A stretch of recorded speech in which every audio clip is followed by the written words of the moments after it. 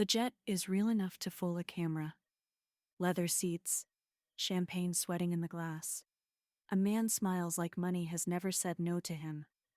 He calls himself a diamond dealer. He says danger follows him because success always does. The first message feels lucky. The second feels urgent. By the third day, he is flying her across borders and calling it fate. Then the tone shifts. Enemies are coming. His security team has gone dark.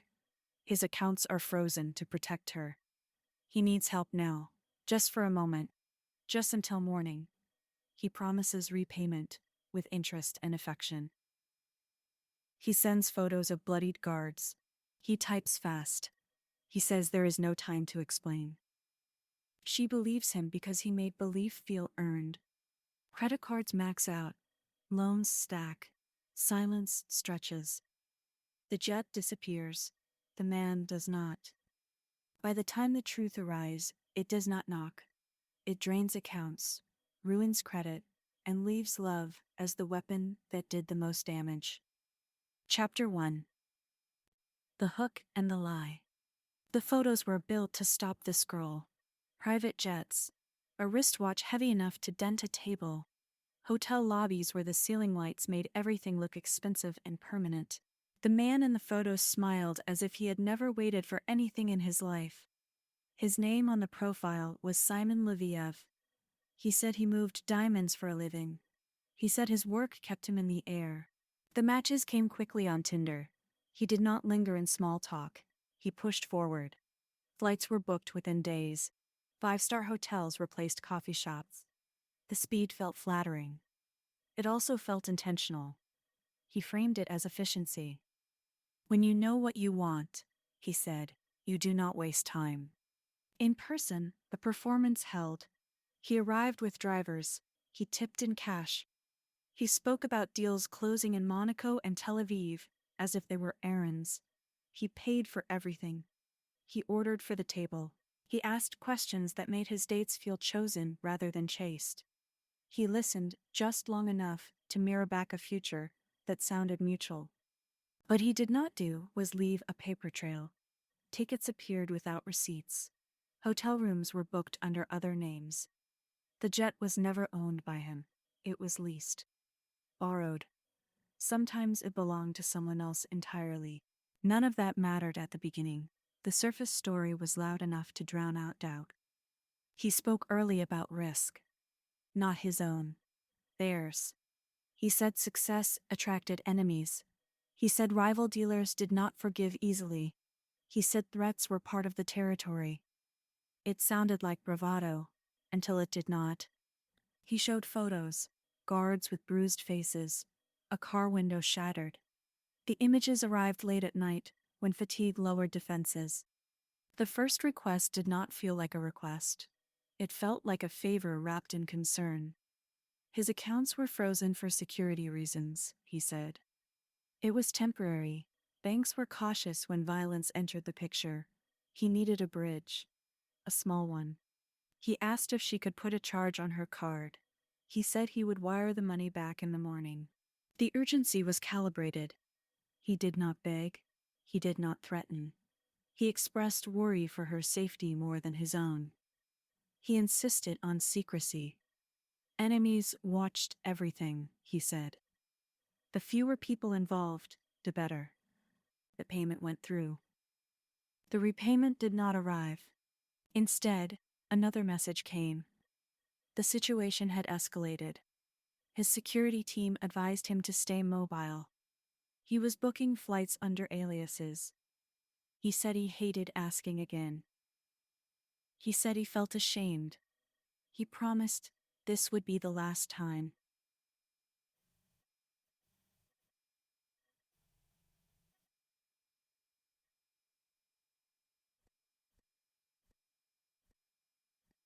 It never was. The women later described the same pattern, with small variations. Intimacy first. Crisis second. Isolation always. He flooded their phones with constant contact. Good morning messages, late night reassurances, screenshots of supposed bank balances. each detail designed to keep the story coherent under pressure. He created a closed loop. Any doubt could be answered by something he had already planted. Why could he not access his funds? Because enemies tracked transfers. Why did he need her card? Because hers was clean. Why the rush? Because people were getting hurt. The scale increased quietly. A few thousand became tens of thousands. Credit limits were tested and raised. Loans were suggested. He framed debt as loyalty. "If you believe in us," he said, "you will help me survive this." The women were not reckless. Many had stable jobs. Some had savings. None believed they were signing up for ruin. They believed they were helping a partner in danger. They believed repayment was imminent. They believed love required trust under stress. Behind the scenes, the man moved continuously. Different cities, different women, the same script. Money from one funded the lifestyle used to seduce the next. It was not theft in the dark. It was extraction in daylight. His real name was Shimon Hayut. He had used other names before. He would use more after. At this stage, that fact was invisible to the women caught inside the story. To them, he was still Simon. Still the man on the jet. Still the voice promising this would end soon. The first destabilizing moment did not come from police or journalists. It came from absence. Messages slowed. Calls went unanswered. Plans dissolved without explanation. When contact resumed, it came with anger. He accused them of doubt. He accused them of disloyalty. He said questioning him put them both at risk. That reversal mattered. The man who once paid for everything now demanded proof of devotion. The relationship shifted from romance to management. The women found themselves tracking expenses, negotiating with banks, hiding debts from friends and family. The secret he demanded grew heavier by the day. By the end of this phase, the lie was fully installed. The luxury was no longer a promise of future comfort. It was evidence used to justify present fear. The jet was not a reward. It was a prop. The danger was not external. It was the mechanism that kept the money moving. What none of them knew yet was how many others were inside the same structure at the same time. Different names, different cities, the same collapse waiting its turn. The question at the close of this chapter is simple and sharp. When fear is manufactured and love is weaponized, how long can belief survive before the story breaks? Chapter 2. The Pressure System. The second phase did not announce itself. It slid in under the weight of what had already been given. Once the first payment cleared, the story hardened. It gained rules. There were right moves and wrong ones now. Timing mattered. Silence became dangerous. He adjusted his tone. Less charm, more command. Messages came in bursts, fast and clipped. He said his security team advised constant movement. He said phones were compromised. He said banks were watching. The money requests followed a pattern. They always arrived attached to a countdown. A flight boarding. A hotel checkout. A supposed threat nearby. He framed each transfer as a temporary patch in a war zone. The amounts increased, but not all at once. He tested limits. When a credit card went through, he pushed again. When it declined, he redirected. Loans entered the picture, disguised as solutions. He explained which lenders approved quickly. He coached language. Emergency, business partner, short-term bridge. He promised repayment dates down to the hour. 7:45 a.m., tomorrow, noon by the latest. The precision felt reassuring. It was not honored. What the women could not see was the rotation. Money sent by one was used almost immediately to sustain the illusion for another. Flights, hotels, the same watch, the same car, the same photos recycled with small changes in angle or light. The lifestyle did not belong to him. It was leased by belief. He kept the women separate by design. Secrecy was framed as protection. Enemies tracked everything, you said. Friends could not be trusted. Family would panic and make mistakes. He positioned himself as the only calm voice in the storm he described. Isolation deepened dependence. With no outside reference point, the story became the environment. Inside it, his explanations always arrived faster than doubt. He anticipated questions because he had heard them before. Why could he not meet in person again? Too risky. Why not involve police? Corrupt. Why not slow down? People could die. Pressure sharpened intimacy. He alternated reassurance with withdrawal. When a payment arrived, he flooded them with affection. When it did not, he went cold. The emotional whiplash trained compliance. Approval became currency. Some women began to sense fractures. A promised transfer missed its window. A story changed slightly. A city mentioned that did not align with flight times. When they pressed, he reframed. Stress made him forgetful. Trauma scrambled details. Questioning him meant choosing suspicion over love. Debt accumulated quietly at first, then all at once. Minimum payments replaced savings. New credit lines covered old ones. The women tracked balances in secret, calculating how long they could hold out until repayment arrived. Each day without resolution raised the cost of walking away. He exploited sunk cost without naming it. After everything we have been through, he would say, after all you have done for me, leaving now would make it meaningless. Staying offered a chance to turn sacrifice into reward. The structure was efficient because it mirrored real relationships under stress. People in danger ask for help. Partners step up. Emergencies compress decision-making. He did not invent those dynamics. He hijacked them. The first real crack came when the pace slipped. He was late. Not minutes, hours, then days. Messages shortened again, but this time without explanation. When contact resumed, it carried irritation. He accused them of pressure. He accused them of doubt. He said the situation was worsening because of their anxiety. That inversion marked a shift. The women were no longer being rescued. They were being managed. Their role was to stabilize him, financially and emotionally, while their own lives destabilized. Some tried to slow the flow. They asked for proof. He responded with partial gestures. Screenshots cropped tight.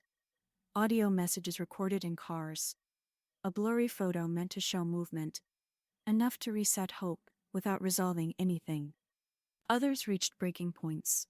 They confided in a friend. They searched his name. They found fragments that did not fit. Different aliases. Prior warnings buried in forums. The realization did not land all at once. It came in waves, each heavier than the last. Confrontation triggered a familiar script. He denied. He deflected. He reframed himself as the victim of mistrust. He promised clarity soon. He threatened disappearance. If you cannot stand by me now, he said, I cannot protect you anymore. By the end of this chapter, the illusion was strained but intact for some. The machine still ran. Money still moved.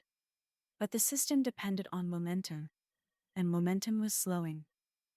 The stake now was not just financial ruin. It was collapse of identity. To accept the truth meant accepting that the relationship itself had been engineered, that intimacy had been used as a tool, that love had been converted into leverage. The question pressing forward is no longer whether the story is true. It is how much damage will occur before the story can no longer sustain itself. Chapter 3. Exposure and Cost. The collapse did not come with sirens. It came with comparison. One woman noticed a detail she could not ignore. A message forwarded by accident. A name that was not hers. A sentence written as if copied and pasted. She sat with it for a night, then another. By morning, she searched differently, not for reassurance, for pattern. Another woman, Weeks later, did the same. She reached out to a stranger whose name appeared briefly on a screen. The reply came back fast and careful. Yes, him too. Same jet, same danger story, same promises. The illusion did not shatter in a single moment. It fractured. Small confirmations stacked until denial became heavier than truth. Timelines lined up. Amounts matched. Language repeated. The fear that once isolated them now connected them. They compared messages. The words were nearly identical. The emergencies arrived on the same schedule. The excuses followed the same arc. When one woman stopped paying, another was already being primed. What had felt personal revealed itself as procedural. The man's movements made sense only when viewed together. The gaps in communication matched moments when he was with someone else. The silence that felt like punishment was simply rotation. The luxury had been financed by belief, then recycled to generate more. Journalists entered after the victims had already done the hardest work. Evidence was organized. Screenshots archived. Financial records aligned.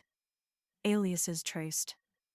What could be proven was separated from what could only be alleged. The story tightened under verification. The public exposure stripped the performance of oxygen. The jet was identified as charted. The photos traced to borrowed moments. The wealth that once silenced doubt could no longer hide under scrutiny. Law enforcement involvement clarified boundaries. Some actions fit charges. Others fell into gaps created by jurisdiction and timing. Not every loss could be recovered. Not every lie carried a legal consequence. The distinction mattered, but it did not soften impact. For the women, the reckoning was immediate and personal. Credit scores collapsed. Collection calls began. Bank statements became evidence of damage rather than generosity. They explained debts to families who had never met the man who caused them. Shame complicated recovery. Many blamed themselves before blaming the system that had exploited them. They replayed conversations. They searched for the moment they should have stopped. The question haunted them because the answer implied control they never truly had. The truth was harder. The scam worked because it mimicked real emotional dynamics under stress. It worked because it targeted trust, not ignorance. Intelligence did not protect against it. Independence did not immunize against it. The mechanism required only empathy and pressure. Public reaction split along familiar lines. Some expressed sympathy, others questioned judgment. The scrutiny reopened wounds. Victims found themselves defending their own credibility while still carrying financial ruin. The man at the center of the story did not disappear. He adapted. Exposure changed tactics, not impulse. Consequences arrived unevenly. Some were formal, some were social. None restored what had been taken. What remained were lessons without comfort. Online platforms promised connection but offered little protection once intimacy crossed into private channels. Financial systems moved quickly when loans were profitable, and slowly when harm followed. Legal remedies lagged behind digital speed. The final cost was not only money. It was the corrosion of trust. Relationships after the fact carried suspicion that had not been earned by new partners. The memory of manufactured urgency lingered. Silence still felt dangerous, long after the threat had been named as false. The women rebuilt in different ways. Some spoke publicly to warn others. Some withdrew to recover privately. None exited unchanged. The experience rewired how they assessed risk, affection, and belief. There was no clean ending, no courtroom moment that balanced the scale. There was only exposure, accountability where possible, and assured understanding of how easily love could be converted into leverage. The story closes, not with justice, but with residue, a caution that intimacy, when weaponized, leaves damage that persists long after the lie is identified.